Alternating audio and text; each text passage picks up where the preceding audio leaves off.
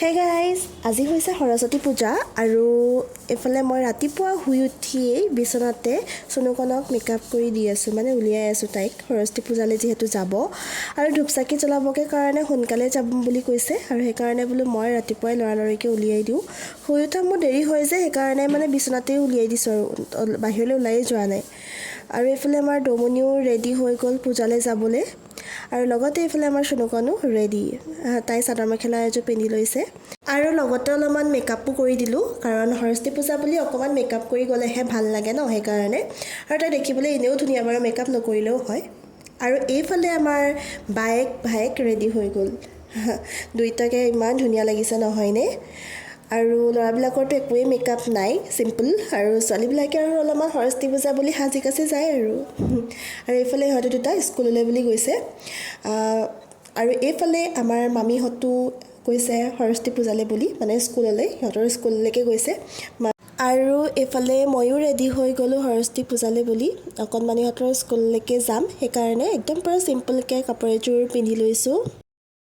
Hey guys, আজি হৈছে সৰস্বতী পূজা আৰু আমি দুইজনী গৈ আছোঁ মামাৰ ল'ৰা ছোৱালীকেইটা য'ত পঢ়ি আছে তাৰ সৰু স্কুলখনলৈ, LP স্কুল হয়।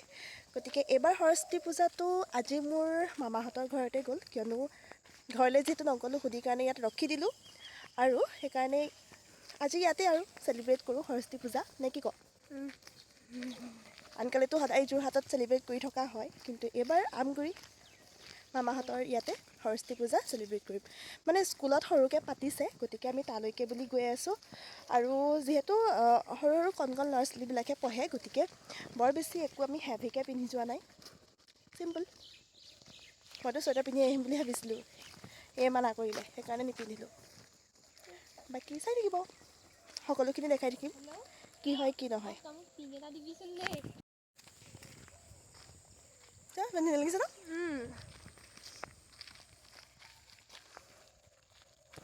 অ' মা গামোচা লৈ লওঁ দেই, ঠাণ্ডা লাগিছে।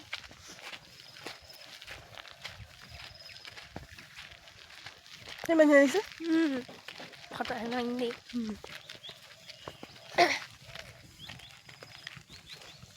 মোৰ মুখখনে নালাগে গৈ।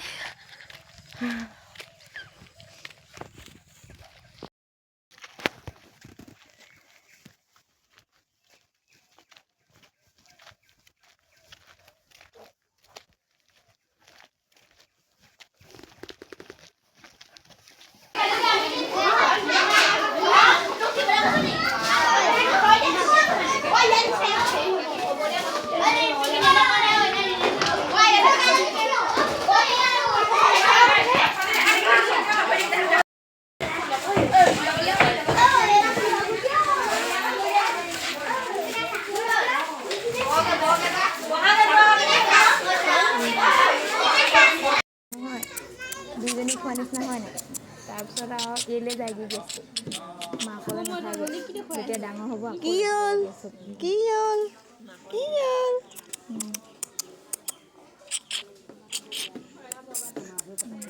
মই এদিন হ'ল গোটেই আৰু এইফালে অকণমানিজনী চাওকচোন কিমান যে মৰম লগা নহয়, তাই মোক দেখি একদম পূৰা যাওঁতে আহিবলৈকে লাগে আৰু অকণমান নলৈ নোৱাৰিলোঁ, সেইকাৰণে তাইক ল'লোঁ, কাৰণ মোৰ ওচৰলৈ আহিব লাগে যিহেতু। আৰু এতিয়া তাইক মই এনেকৈ ধেমালি কৰি আছোঁ, তাইও একদম পূৰা কি ধুনীয়াকৈ হাঁহি দিছে, মাত্ৰ 3 মাহ হৈছে কিন্তু ইমান ধুনীয়াকৈ হাঁহিব পাৰে।